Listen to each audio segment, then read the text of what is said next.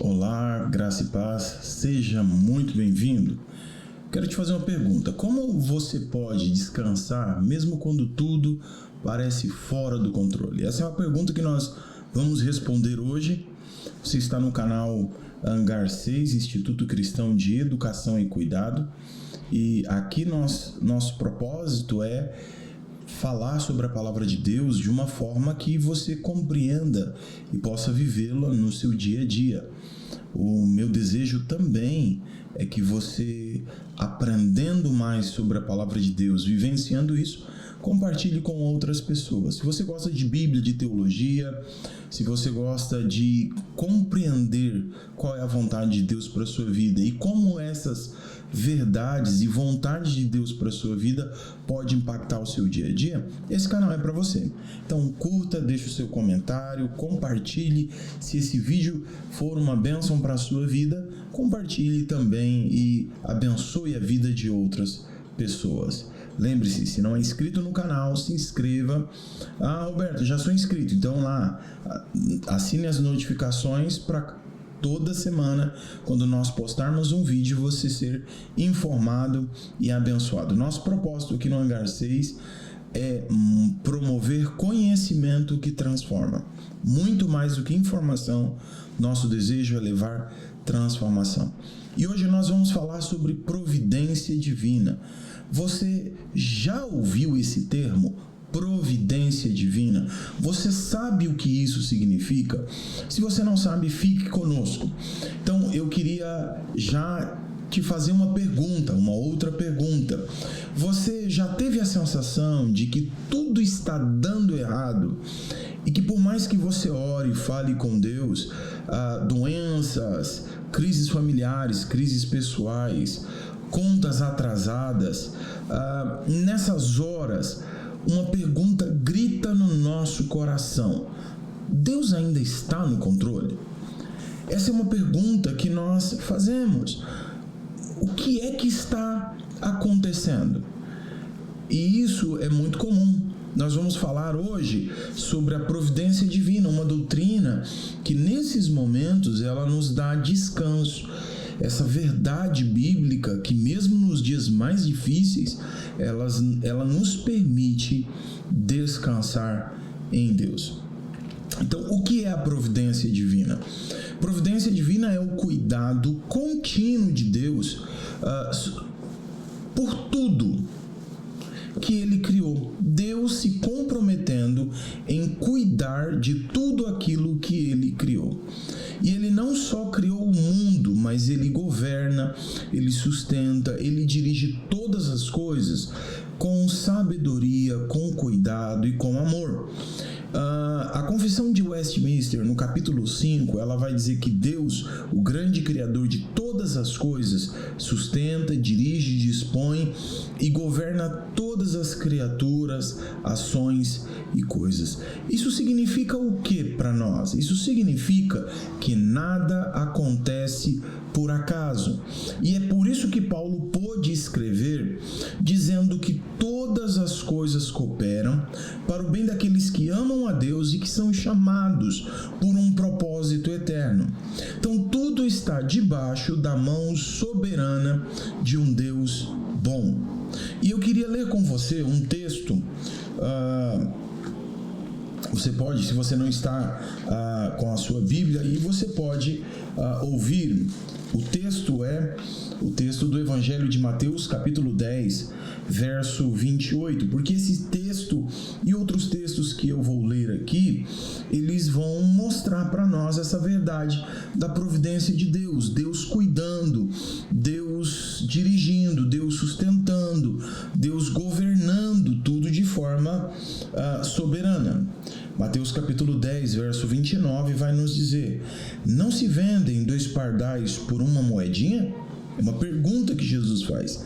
Entretanto, nenhum deles cairá no chão sem o consentimento do Pai de vocês. Verso 30. E quanto a vocês, até os cabelos da cabeça de vocês estão todos contados. Portanto, não tenham medo. Vocês valem muito mais do que muitos pardais. O texto aqui está falando sobre temer a pessoas, temer a situações, temer momentos da vida em que nós parecemos perder o controle, e de fato não só parecemos, mas nós não temos o controle. É Deus quem controla de forma soberana todas as coisas, e isso gera em nós um senso de vulnerabilidade, um senso de medo, de pavor, porque não conseguimos perceber como contornar, como resolver, como passar por aquela situação. Então, como é que eu posso descansar mesmo quando tudo está fora do controle? Bom, o texto vai dizer, Mateus capítulo 10, verso 29, nós temos um Deus e Pai que está controlando e governando todas as coisas. Nenhum pardal cai sem a permissão de Deus. Ele vê, ele sabe, ele cuida mesmo dos seres mais simples como os pardais. Um outro texto que nós temos aqui é Romanos capítulo 8, verso 28. O texto diz que sabemos que todas as coisas cooperam para o bem daqueles que amam a Deus. Todas as coisas. Isso inclui até as coisas ruins. Elas são usadas por Deus para um propósito maior. Não que Deus as cause. Isso é consequência da queda, consequência das nossas próprias escolhas. Mas ao invés de destruir, Deus converte para que tudo isso seja um lugar de aprendizado, um lugar e um momento de transformação. Então, nós vemos que a providência de Deus é como um tapeceiro trabalhando. Então, do lado de baixo, nós vemos apenas os nós, nós vemos apenas o emaranhado das linhas, mas do lado de cima é que está sendo desenhado aquele belo tapete. E é assim que nós observamos a providência. Nem sempre percebemos, nem sempre compreendemos quando estamos na perspectiva de cá. Uma terceira referência bíblica que eu gostaria de mencionar aqui é Salmo 103, verso 19. O Senhor estabeleceu o seu trono nos céus e o seu reino domina sobre tudo. Então, esses textos nos lembram que Deus reina, e Deus reina com amor e com cuidado.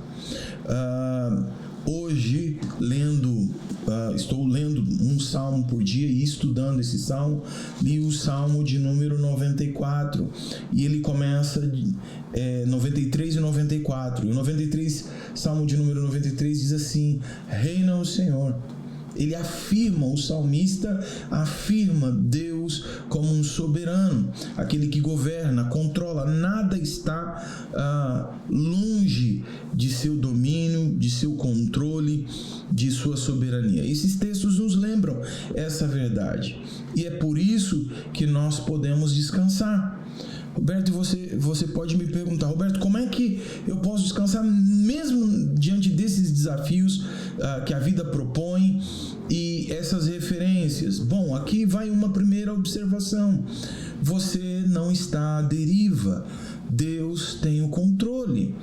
Mesmo que nós passemos por situações difíceis, onde nós não temos uma perspectiva de quando aquilo vai mudar, de quando isso vai terminar. Inclusive o Salmo de número 94 fala sobre um momento em que o salmista pergunta no verso 3: até quando, Senhor, os ímpios? Até quando os ímpios exultarão?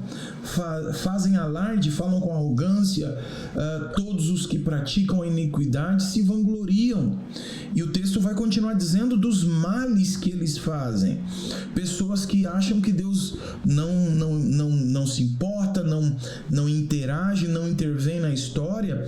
E o texto está falando sobre momentos onde lideranças, de forma a usar o seu lugar de autoridade, de respeito e de poder, eles usam esse momento e essa oportunidade para trazer danos, para cometer injustiças.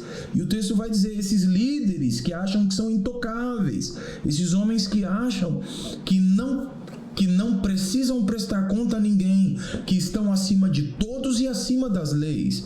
Inclusive o texto se aplica o Salmo de número 94 Ele diz, verso 5, esmagam o teu povo, oprimem a tua herança, matam as viúvas, os estrangeiros, assassinam os órfãos. Verso 7 dizem, o Senhor não está vendo, Deus de Jacó não faz nada. E aqui há uma verdade clara, Deus vai agir de forma soberana, e é isso que a gente vive no nosso país.